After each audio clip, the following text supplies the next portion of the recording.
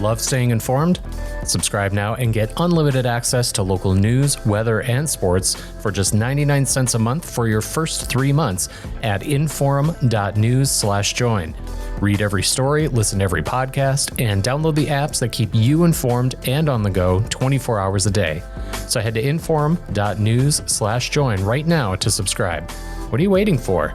Get 3 months of local news for just 99 cents a month at inforum.news/join.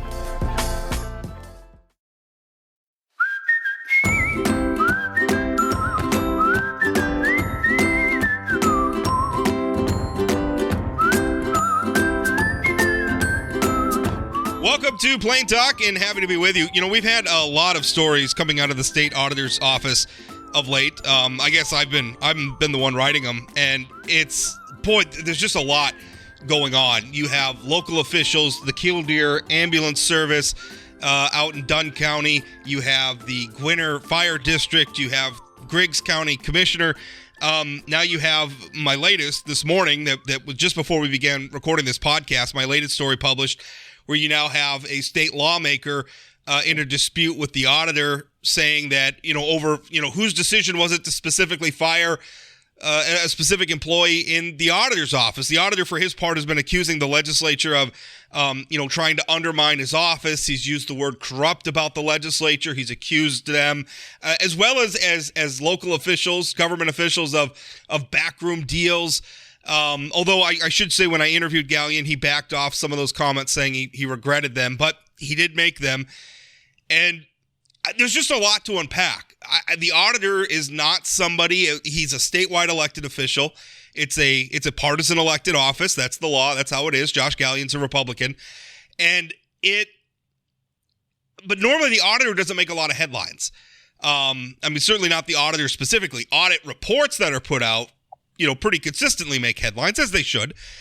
But the auditor typically doesn't. But this auditor has been making a lot of headlines, even going back to, there was sort of an ugly audit of the Commerce Department, where the Commerce Commissioner at the time, Michelle Comer, said, that the auditor, mistreated her office. He accused them of criminal acts. They had to get a defense attorney. That turned very ugly. The state librarian was accused of criminal acts. I think it's fair to say that this auditor, Josh Gallion's term in office, has been a tumultuous one. Anyway, here to talk with me and hopefully bring some clarity to some of this is Gordy Smith, who worked in the auditor's office for decades. Also joining me, of course, is my co-host Ben Hansen. And Gordy, first of all, let's start there. Let's talk a little bit about your resume in the North Dakota Auditor's Office. I worked there for over 36 years. I was the audit manager in charge of performance audits. I was also audit manager in charge of the large federal audit of all federal funds that the state received. And I was the office's legislative liaison. So I dealt with legislators on any number of issues, including our appropriation, but also any questions they had on any prior audits or any bills that our office put forward, or if the legislature or somebody had a bill in that affected our office. So I dealt with them extensively. Gordy, let's set the stage a little bit with the timeline. You just said you worked in the auditor's office for 36 years. Now, can you let us know which auditors you were under? And when you say performance audit, can you let the listeners know, is that for government entities, private sector entities, both? Yeah. I worked and I started in 1977 under Robert W. Peterson. I worked for him until 92. And then I worked for his son, Robert R. Peterson, from 92 through 2013. I had some medical issues that I was advised by my neurologist to retire, so I did. Bob Peterson then continued on as state auditor to 2016 when Josh Gallion was elected. The performance audits we conducted were of state entities, and they differed significantly from what Mr. Gallion's office does now. The audits we did were significantly more detailed and in depth and took longer, but they were significantly more in depth. Legislators liked them a lot. They requested them. We had a team of 4 auditors, and I was the audit manager. And we went in, and I mean, the ones we did were significant, had significant number of findings, and did things that changed government. And prior to my departure, our office switched in a lot of those 2-year audits now that are done, that are required by law. We changed, and we're doing those in accordance with the performance audit standards. And the auditor's office now calls those performance audits, which is fine, but they're extremely limited in scope compared to the ones we did when I was there. You know, Gordy, it's really interesting that you say that, because one of the things that have come up in this issue. So for folks who haven't been following along, the genesis of the current back and forth between the auditor's office and members of the legislature is a bill introduced by Representative Emily O'Brien. And this bill is aimed at addressing audit costs. Now, I'm not necessarily endorsing the bill, because I think she put a cap on them on like 1/1000th of 1% of the operating budget of the entity being audited, which I think is too severe. But her motivation was the fact that there are local entities, such as the city of Parshall, as one example. There's somebody who testified in favor of this bill, who came forward and said, listen, we got an audit, and I forget, their audit was like $30,000 or $26,000. It was somewhere in that ballpark. Tens of thousands of dollars. And they said, they're a city of 250 people. And they said, why is it costing us this much? Our annual audits in the past cost like $4,000, $5,000, $6,000. So you're telling us past audits were more in depth, but one of the complaints about this audit, you're saying his audits are less in depth, but yet they seem to be costing more. Well, can you address that, Gordy? Yeah, and one thing to keep in mind now, a distinction to be drawn. The audits we did were of state agencies.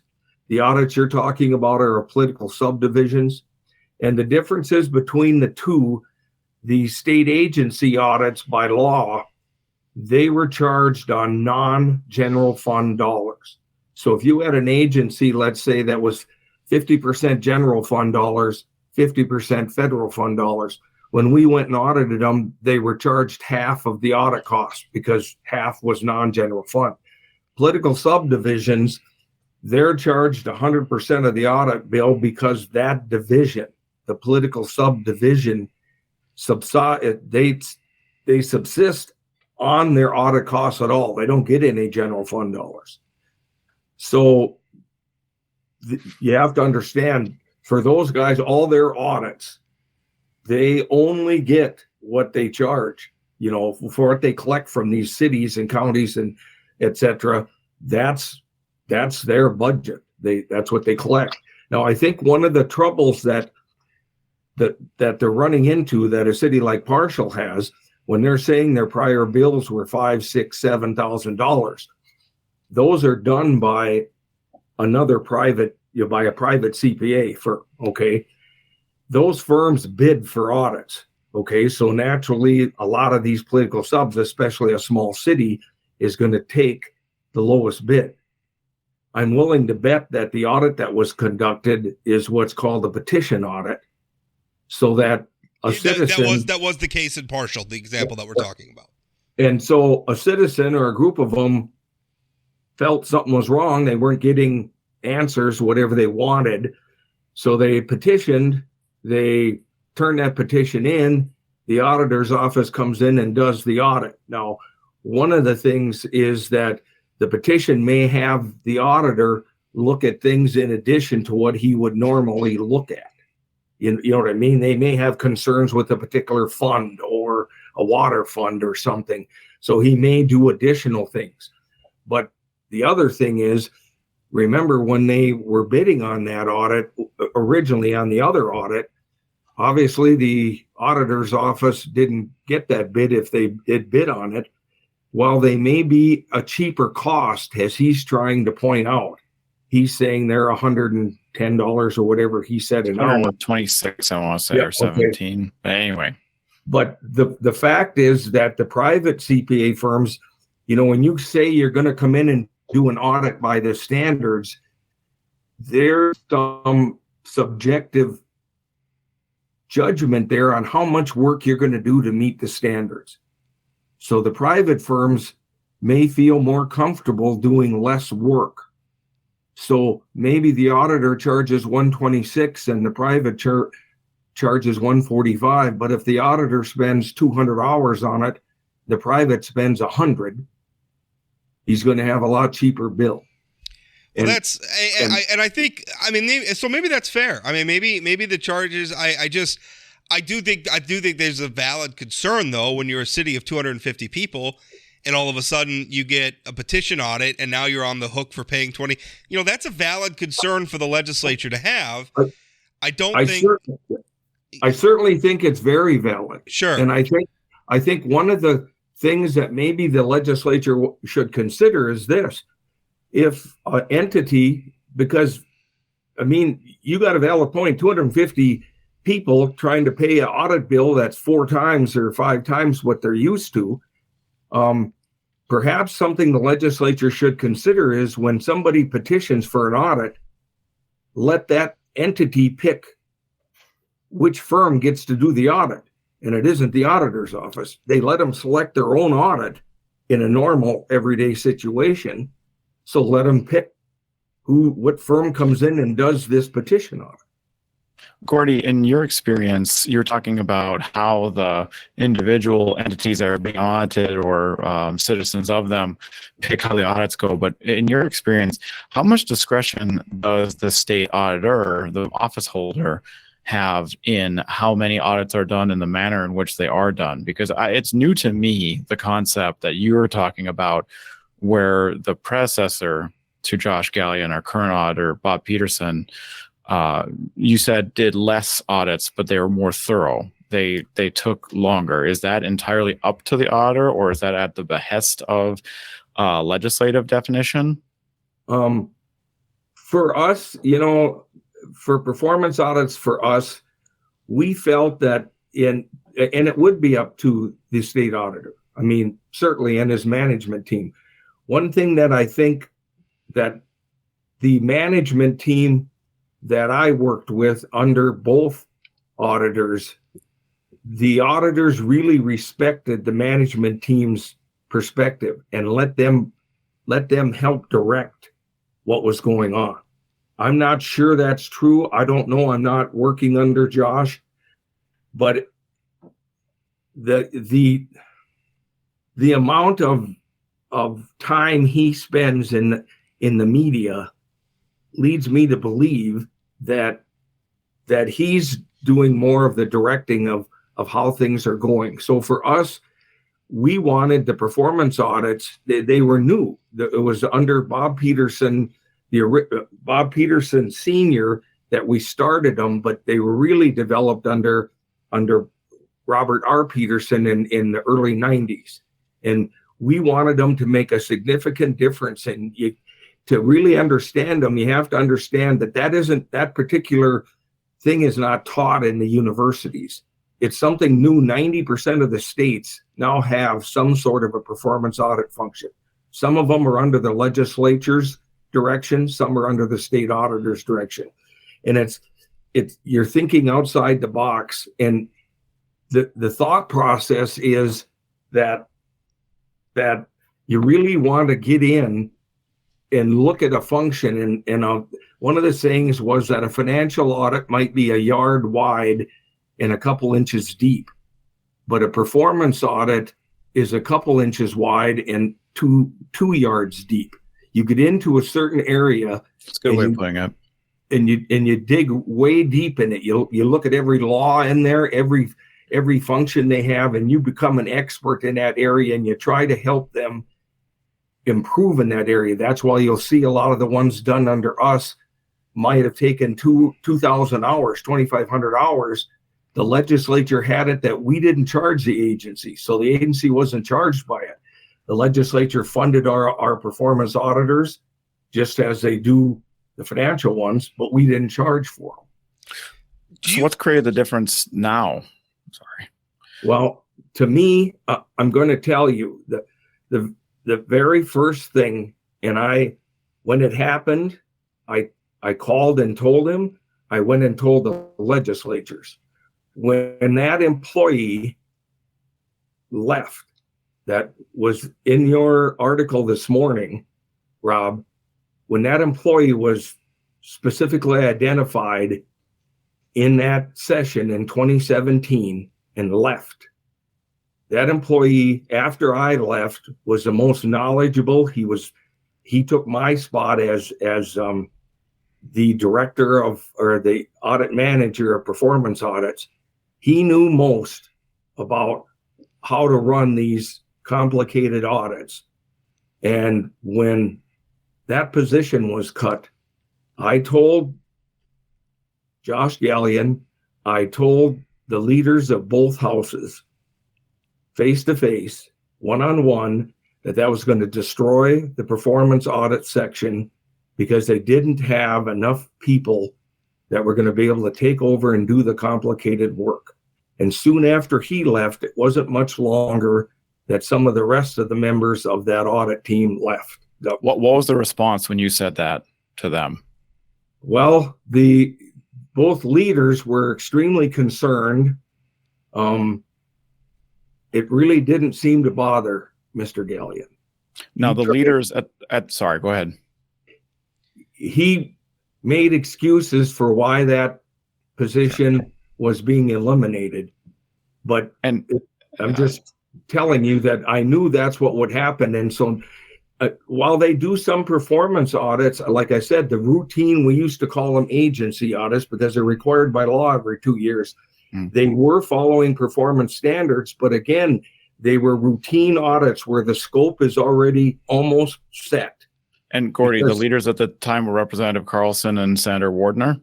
Was Senator, in fact, I'm sorry, I want to correct myself. I talked to Senator Wardner because it was on the Senate side. That's who was running for the conference committee. It ended up on the Senate side, and I went and visited with him in his office. Okay. Let me ask you this. Yeah. So just to give some backstory to what we're talking about, my story this morning was about a dispute when Josh Gallion came out and he accused the legislature of being corrupt, et cetera, et cetera. He had this litany of what he characterized as attacks on his office. And one of the first he mentioned, he said in his first year in office, because he was elected in 2016, so this is the 2017 session, he said his first year in office, the legislature targeted a specific employee in his office by employee number to have them fired. Now, I've talked to Representative Mike Nathy, who was involved in that process, who said Josh specifically, because that amendment to do that was added in conference committee. It wasn't in the original bills as they emerged from the House and Senate. It was amended in what's called the conference committee, which is where, when a bill passes the House and it goes to the Senate, sometimes the Senate makes some changes so that in order for the bill to be finally passed out of the legislature, the House and Senate have to reconcile the differences in the bill between the two. So this was the conference committee on the auditor's budget. Is the last thing that happens to a bill. It is the last minute of the legislature by nature. Before it's sent to the governor. And so what happened is in conference committee, this amendment was added to target the specific employee. Representative Mike Nathy, who is the chairman of the conference committee, said that amendment was added at the behest of Auditor Gallion. Auditor Gallion denies that and says he characterizes it as the legislature targeting it. So my question for you, Gordy, is you obviously were monitoring this. You spoke to some of the people involved. We have a he said thing. Can you give us any insight into that? I'm telling you, number one, to do that at the end after an agreement in conference committee is extremely, extremely unusual. And I'm telling you, I've worked with Representative Nathy a number of times. Our kids played sports together in high school. And I'm telling you, when it happened, after the session was over, I went to him. And then I will tell you right now, I believe Representative Nathy 100%. There's no doubt in my mind. And I said I contacted Josh Gallion by phone. I met him at Bob Peterson's going away party. And he told me that he wanted some of my input into the office, et cetera, and he gave me his cell phone number, and I called him on it, and I was madder than heck because I told him that losing that individual was going to destroy the performance audit section, and so I'm believing totally Mike Nathy's side. I don't believe for 1 second that he would have targeted him. We had no instances while I was there, and the individual who left and I were close enough that if there were any audits that bothered Representative Nathy or any of those other important people, including Senator Wardner, I would have heard about it. They would have called me. I still stay in touch with a lot of those legislators.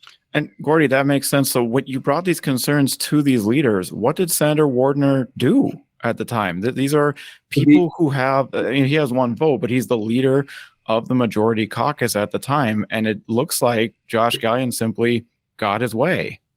Am I wrong? If you would talk, I believe if you would talk to Senator Wardner, he went down and they stopped that conference committee. Momentarily, they stopped that conference committee, I think for a day. Okay. On that agreement. Mm-hmm. And then I don't know what happened after that. But he was concerned enough where he stepped in and stopped that agreement. But the end result was it still went through. The firing still happened. It went well, but we got to have some clarity there. It went through. Governor Burgum vetoed it. Yes. He vetoed that portion of the bill. Mm-hmm. And in fact, the auditor's budget ended up having, I think that session had to be added to the OMB budget in order to get through. But the governor vetoed it because of that, saying it's a separation of powers issue. The executive branch does the hiring and firing, not the legislature, which I happen to agree with. But then the termination happened anyway. Yes. So, and by the way, the employee, he works in the Department of Health. He's the director of the Medical Marijuana Division, Jason Wall. I reached out to him for comment about all this, and he didn't want to comment at all. So, that's where we're at on that story. Let's zoom out, because obviously that's part of the acrimony between the auditor and the legislature. Gordy, can you speak to me when this auditor comes out and he's calling the legislature corrupt and he's calling government officials corrupt? Is that appropriate? I'm a journalist, right? So a word like corrupt has a specific definition. And I will tell you, I don't use a word like that without evidence, right? Like, you don't call somebody corrupt unless you can show they've been taking bribes, they've been given their brother-in-law contracts. I mean, you got to have something. You can't just use a word like that. So here we have the auditor, who I would argue is the top accountability official in the state. And he's using a word like that because he's upset about a bill before the legislature. Now, listen, there's bills in the legislature we all agree with or disagree with all the time. That's democracy. That's part of the debate. Is it appropriate, do you think, for the auditor to come out using a word like that, using corrupt, or to send that op-ed that he sent? Absolutely not. When I read the op-ed, the first two words that came to mind were unprofessional and disrespectful. Now, I dealt with legislators. I testified literally hundreds of times. And you're right. I mean, the state auditor should be held to a higher standard. All of us that worked in there that testified before legislators, and I worked with them. And let me tell you, not every legislator I worked with liked me. Not every legislator we dealt with liked our audit reports, but I tried to have a professional working relationship with them. And I think we succeeded. They at least respected our office because we stayed professional despite being criticized. Now, we did an audit one time where we did an audit of OMB, and the following budget cycle, our office, the performance audit section, was eliminated. And they substituted $100,000 for performance audits by a CPA firm. Well, I went down, worked with the legislature, and that was taken out of the governor's budget, and we moved forward. My boss didn't go into the op-ed section and accuse anybody of anything. And for the auditor, of all people, use the word corrupt. He also said that what have the legislators got to hide? And he talked about corrupt backroom deals. Yeah. You guys, it's beneath that office. That office is supposed to hold certain amount of respect, and you're supposed to be held to a higher standard. Yeah. I mean, when someone's talking, as a journalist, somebody's talking about backroom deals, my ears perk up. Do tell, right? Yeah. If you know about backroom deals, tell us. Let's hear about them. So the other question I had is obviously there's a number of local officials, and listen, the job of the auditor is sometimes you find some things, they're inconvenient, people are embarrassed, they feel defensive, whatever. I understand all that, but I mean, we have, for instance, the Killdeer ambulance service, and this was part of one of my earlier stories last week, where the Killdeer area ambulance service is funded in part by a mill levy, property tax mill levy in Dunn County. And so they were asking the local government, they wanted to increase their mill levy because they felt like they needed more funding. So they were asking the voters to approve that as per state law. While they're doing that, somebody who used to be a former county commissioner goes to the state auditor's office and says, hey, you should audit the ambulance service. Josh Gallion's confirmed this to me. This is why they initiated an audit. So they initiate the audit. This audit's going on during the mill levy, and then a member of the auditor's office, the quality assurance manager, begins emailing or responding at least to emails from the wife of the commissioner who requested the audit, who's also opposing the mill levy increase, and is telling her, oh yeah, they're dragging their feet on turning over records. They're taking way longer than they should. And then that email suddenly goes all over social media, and it has an impact on the mill levy debate. Now, when I talked to Dan Cox, the quality assurance manager in the auditor's office, and I talked to Gallion about it, and they defend that email as appropriate. And they said, nothing privileged about the audit was disclosed. Gordy, with your experience in audits, do you agree with that characterization? Do you think that email was appropriate? And I know Dan, and I was working in the office when I was there, and he's a good auditor. Personally, I don't think I would have said that. I would have said no comment. I would have said, we're working on the audit. When it gets done, we'll release information on it. And the reason I would have said that was simply because, just as it was there, anything you say can be used one way or another. That's typical. It's the same way when legislators asked us about an ongoing audit. I was the one usually being asked, and I just say, we're trying to get it done. We're doing the best we can. We're moving forward, and that's all we'd say. So, I mean, maybe Dan in retrospect would have done something different. I don't know, but I wouldn't have said something like that because it's a negative connotation. And I don't know if he knew there was a mill levy, trying to be passed or anything, but it's a negative connotation. So I probably wouldn't have said it. Well, Gordy, any advice you can give to, obviously we have a situation here where there's a lack of trust between the auditor's office and the legislature. It goes both ways. What advice would you give for this situation? Because I think at the end of the day, listen, everybody's got a role to play. The legislature has oversight of the auditor. Legislature has oversight over every aspect of state government. The auditor also has a job to do, from the Constitution. We need these people to work together. So what's your advice for them? My first advice would be, you kind of got to remember, right when Josh Gallion got into office, one of the first headaches, and I think he created it, was this stuff, you work with the Legislative Audit Fiscal Review Committee. And his first battle with them was that he was going to go out and hold press conferences and issue press releases on audits that were completed. Okay, before he did anything with them. Well, the legislature's the policy-making branch of government. We call them the LAFRC. Their responsibility is the committee that he reports those audits to. Well, they have a job to do, And one of the things I did in order to try to, to work with them was give those members a heads up when an audit was completed. Okay. And we didn't go search for press. We never issued a press release or held a press conference in 36 plus years I worked there. We weren't looking for that attention. Now, if the press had questions on audits, etc., we'd answer them just like we would if citizens would or legislators would. But before those audit, what we did, we simply posted them on our website.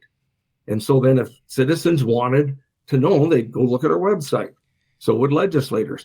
But for the members on that committee, I gave them a courtesy heads up to say, hey, we're finishing our performance audit at XYZ agency. Do you want a copy? And 9 times out of 10, they did. So I'd send them a copy. Then it's posted on the website. So if a media person called them, they had a copy. That's just one example of trying to, do a little cooperation with them and build a little trust with them to let them know that, you're going to work with them. And they're the policy making branch. So when they make, they can make laws, they can put things into appropriation bills that the auditor's office is going to have to audit. So you'd like there to be some cooperation. And yes, I think legislators have to understand clients aren't always going to be happy.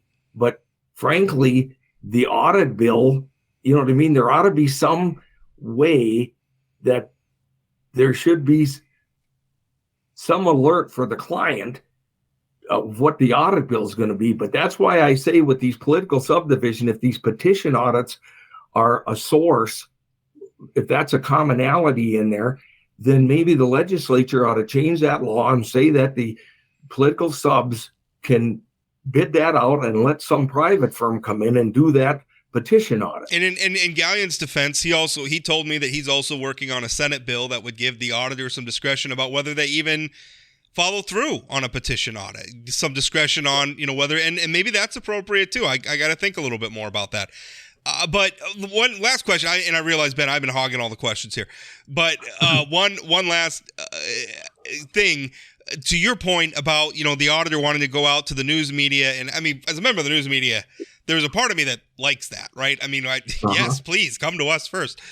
But I didn't really have a problem finding audits in the Bob Peterson era. I checked the website all the time, and the ones that interested me, I wrote about them. One thing I'm hearing though from local officials, like again, using the city of Parshall as an example, the city manager said, even though it was a petition audit, they didn't know that the petition audit had gone through and they were going to get audited until a journalist contacted them, because the auditor had sent out a press release and hadn't contacted the city. And that seems to be a routine thing where people are saying, listen, I'm finding out about audits about me, or that I'm being audited, or that the audit's been released or whatever. I'm finding out about this from the media or from the public before I'm finding out from the auditor's office. Is that right? No, absolutely not. That's got to be something right up front. The minute the auditor's office finds out about it, there should be a method, easy enough method, to contact them and said, as a result of a petition, or as a result you're due for an audit. That's routine in any audit business, private or public, that you would notify the client to give them upfront notice so they can understand. Especially, you got all kinds of reasons. Maybe their auditor isn't going to be there. Maybe something going on that they can schedule that. That's just a common professional courtesy. Well, Gordy, I appreciate you coming on. We've used up all your time. I really appreciate you coming on, bringing some clarity to this for, a part of a function of our state government that I don't know that the public spends a lot of time thinking about. I think we understand that audits are happening. We see headlines that are generated from the audit sometimes that find maybe some not so good things. But how this process works is really complicated. It's really important to understand. So I thank you for coming on and lending your experience and your insight. You bet. Hi there, my name is James Wallner. I produce and host the podcast Dakota Spotlight, a true crime podcast that tackles historical and unsolved crimes in the upper Midwest. Follow along with me as we search for a missing girl, attempt to solve a 45-year-old murder, and much, much more. That's Dakota Spotlight Podcast, anywhere you get your podcasts or at inforum.com/podcasts. Okay, well, just finish up with Gordy, and I mean, I got to tell you, Ben, I've written several stories on this now. I think it's probably one of the most important things I mean, there's all sorts of important things happening in the legislature, but this one ended up being this relationship between the auditor and the legislature is something that it's got to be fixed.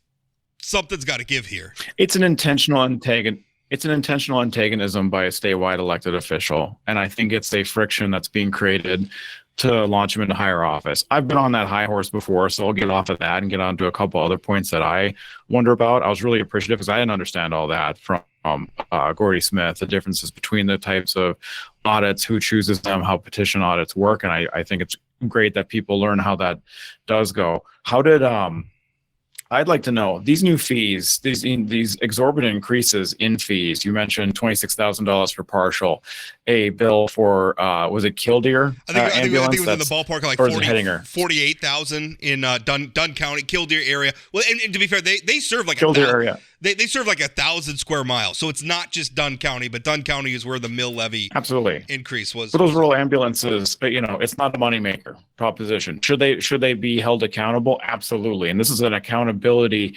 issue. But what I'd like to know is has there been an explanation for the extreme increase in funds? And then when the funds do get paid, who oversees them in the auditor's office? Where does that go? Does that go to an auditor's budget? In theory, it should simply go to the cost of doing the audit, but how in the world are these costing so much more for an auditor versus the one who's doing it previously? Is he saying the previous one was derelict in his duties? What is the explanation there? Because that should be on the record somewhere. It needs to be as an accountability issue for the auditor's office. Yeah, and there's two parts of it, right? I mean, so the auditor says, well, our hourly rate is below fair market value, and I think there is something in statute that says these have to be fair market. Their hourly rate is lower, they claim.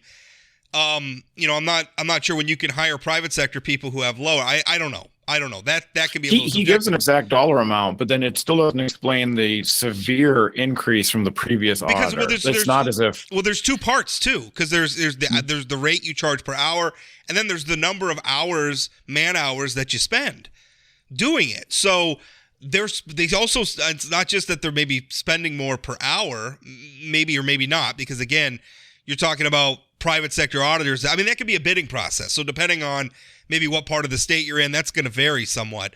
But they're also spending a lot more time on these. And while on one hand, that could be a good thing, on the other hand, the taxpayers have to pay for this, whether they're paying for them as a local taxpayer or they're paying for this as a statewide taxpayer.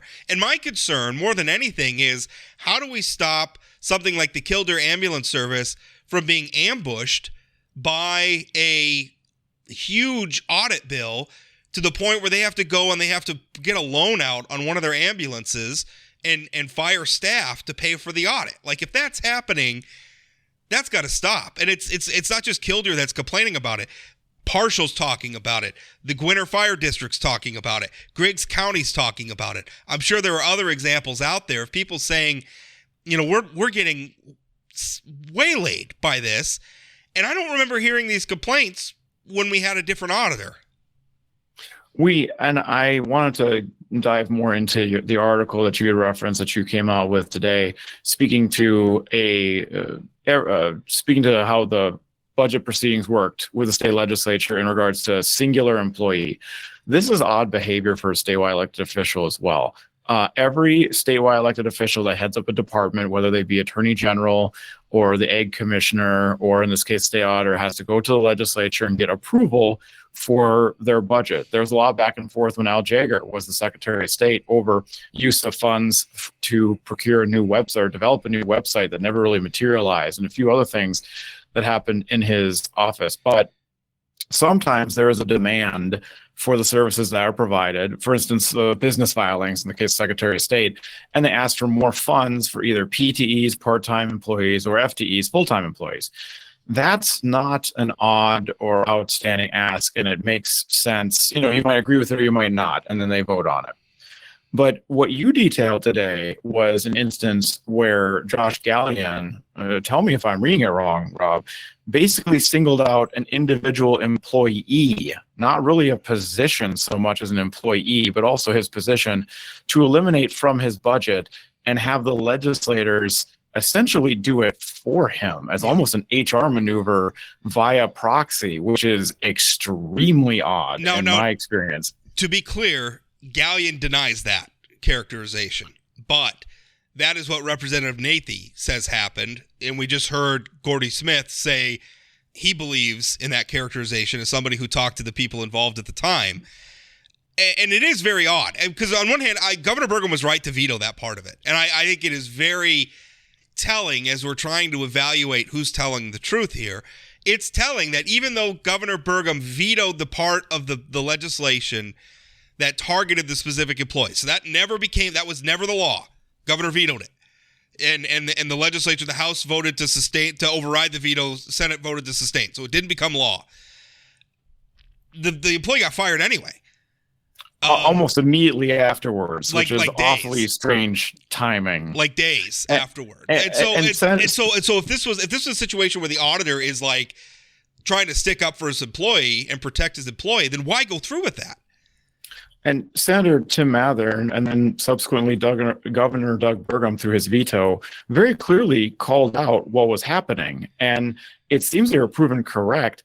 I don't know if we have because at the time, didn't Senator Tim Mathern of Fargo ask, did you have a conversation with him saying you're getting rid of this particular employee? And he basically got a confirmation in the conference committee. I mean, so yeah, you can go, if you go to my article, and the headline is Auditor Josh Gallion, state lawmaker, point fingers over who targeted auditor's employee. If you go in there, I got the transcript from the meeting of the conference committee, April 17th, 2017, and actually two senators. So they open the meeting, and Senator Dever they're talking about the amendments that are made to the auditor's budget, and the only amendment made apparently was this one targeting the employee. Senator Dever says, this is not what we discussed as a conference committee, but what has been discussed between you and the auditor since. Am I correct? So he's basically saying this is what we discussed as a committee, and he's addressing Chairman Nathy, and Nathy says, well, this is the product of from me talking to the auditor. Nathy responds to Dever saying, correct. I had also shared our discussions with Senator Elke and included him in as far as what we've been talking about and where we're going. And then Senator Mathern says, I'm wondering why the auditor comes into conference committee and leaves in a private conversation with even more cuts for the House or Senate. Sheila Sandness, who's with Legislative Counsel, says the difference would be the position. The House added back the underfunding. Chairman Nathan said from talking to the auditor, he had also realized that they could find some efficiencies. They had some other needs that they wanted to do. They wanted to have 4 higher ed auditors and then 4 auditors versus having 5 and 4.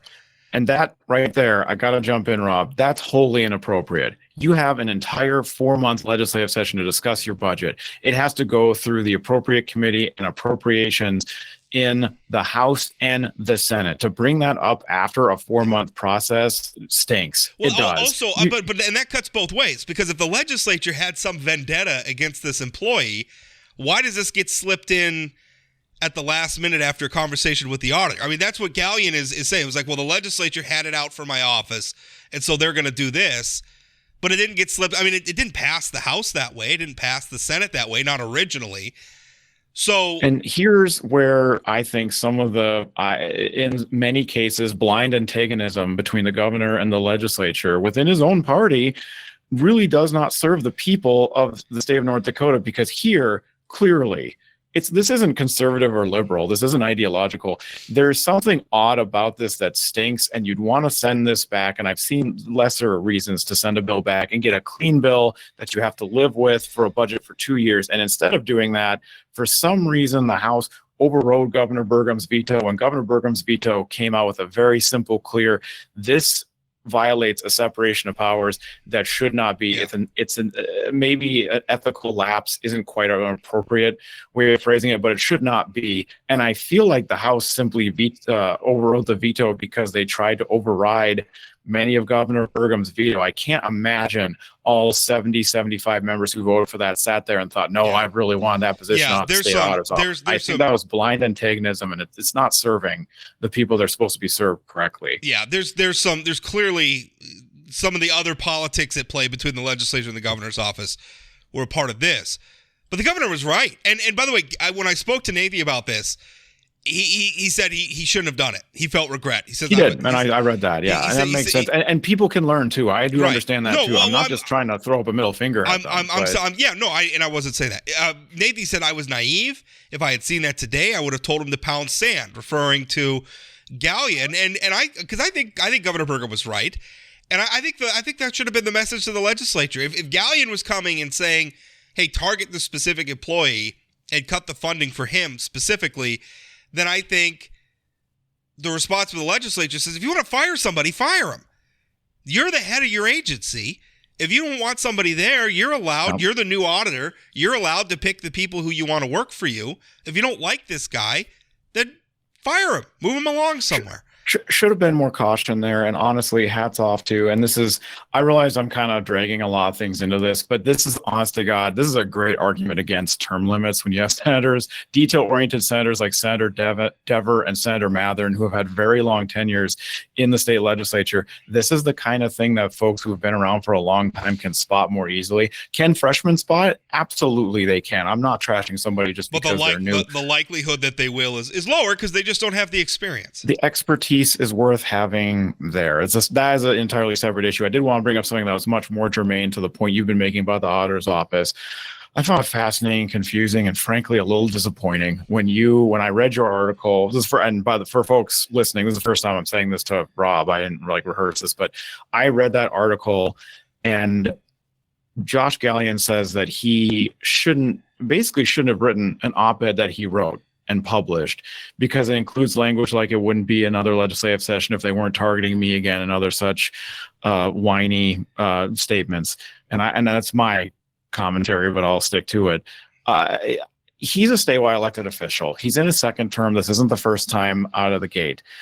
It's not as if he said something in the heat of a moment in the hallway and then said, you know what, I shouldn't have said that. I apologize later. Or even in committee, if he had been giving testimony and he was getting questions from all around, he felt like he was being poked and prodded. I would still argue that a statewide elected official shouldn't lose their cool like that. But even then, if he said, you know what, I went a step too far, I want to take that back. This is an op-ed.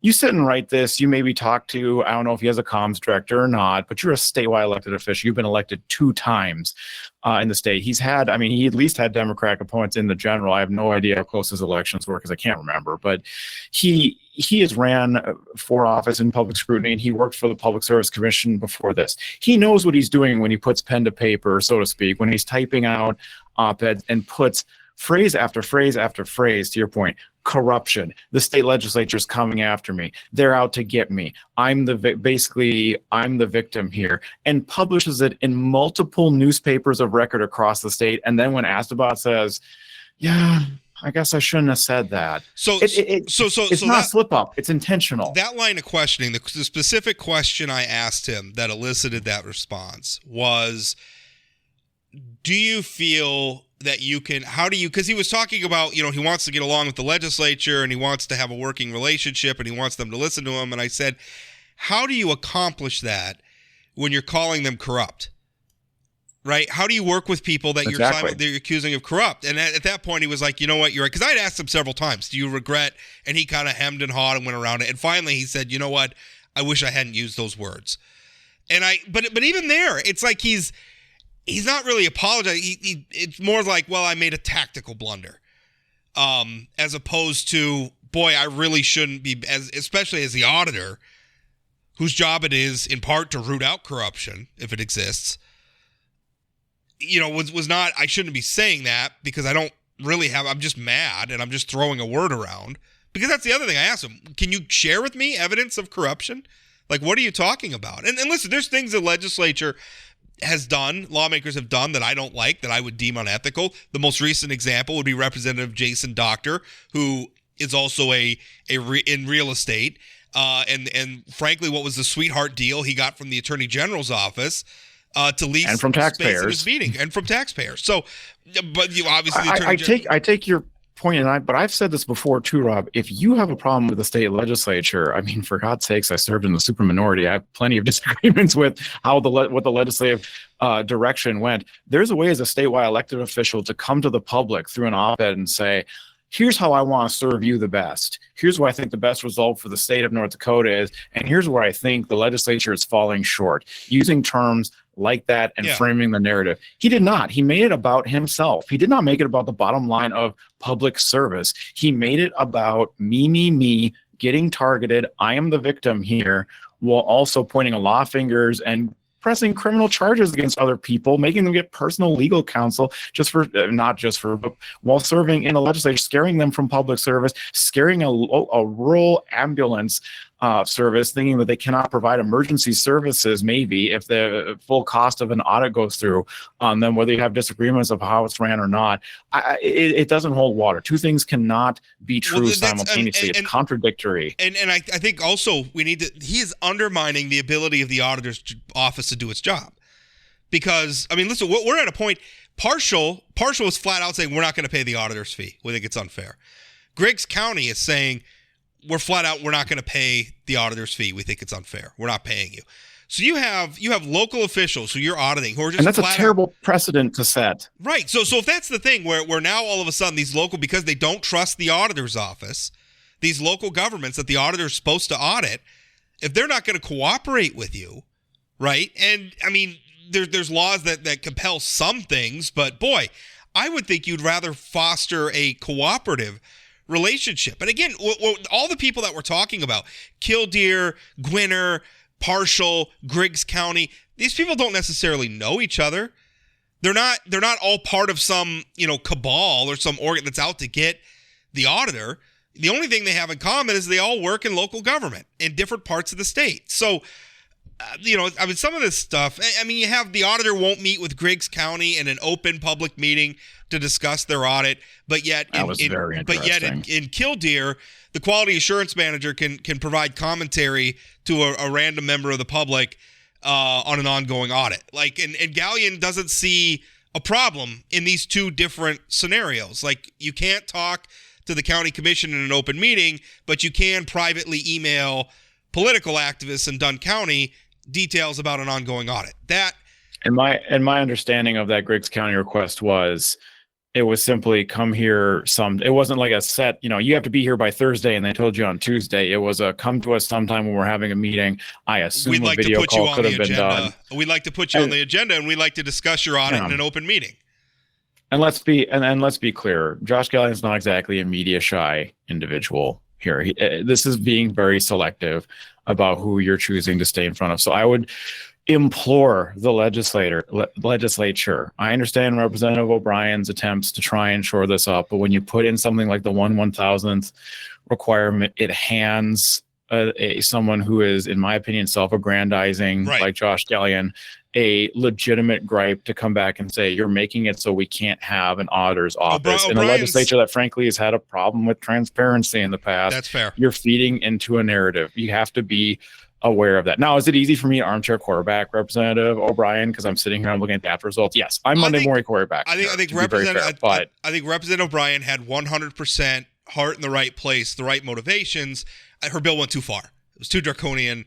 And like you said, I think it handed the auditor a talking point. And this legislature's favorite thing is to pick one thing that is wrong, look at prescription drug costs and where it was going or some aspect of the bill and just kill the whole thing and do nothing. They love doing nothing and waiting for the next time or studying it during interim. And I really hope that doesn't happen here with the auditor. Well, something's got to happen. And the thing is I'm not even sure. I think there's some things we can do around the edges of this.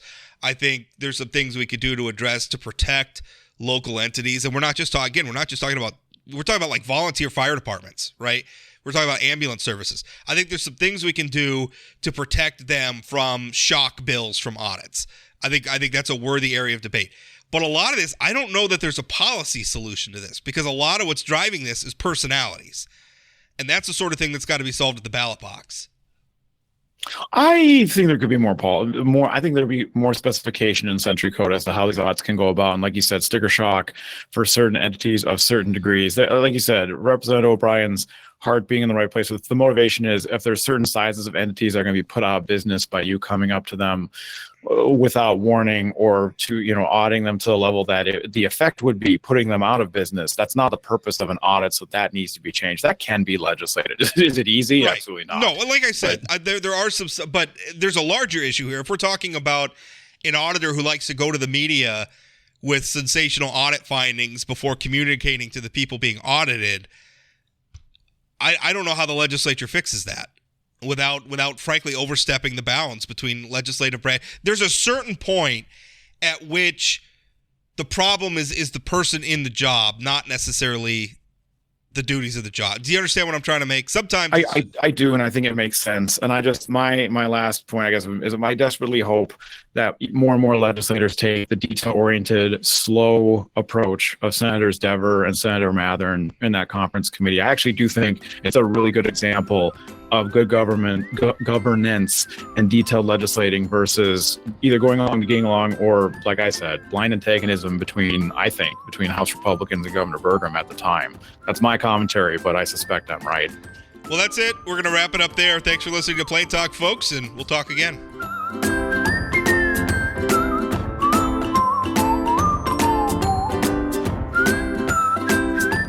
Did you know Forum Communications Company has a robust podcast library? At inforum.com/podcasts, we have everything from politics, sports, true crime, outdoor adventure, and more. Visit inforum.com/podcasts and explore them all today.